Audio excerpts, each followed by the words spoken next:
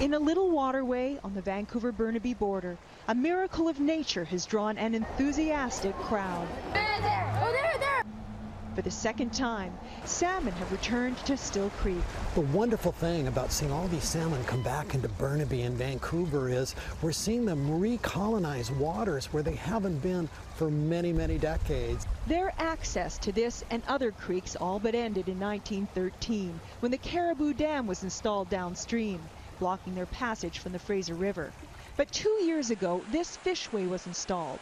Now they're finding their way back to the spawning grounds of their ancestors, like Buckingham Creek off Deer Lake. There's only 100 feet of creek here, and yet when all is said and done, because it remains in good shape, we'll probably get 20 to 30 adult salmon spawning. But across the street, an example of what too many streams still look like. No salmon could make it up here. The stream is constricted into a narrow concrete passage. It's literally paved. The velocity is too great. Back at Still Creek, other examples of obstacles. When the water is high like it was today, thanks to the rain, the salmon can jump over this barrier. But not so in low water conditions, like earlier this week.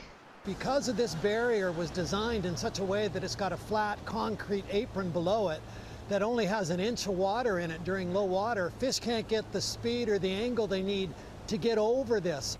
Then there are the many dark paved over culverts.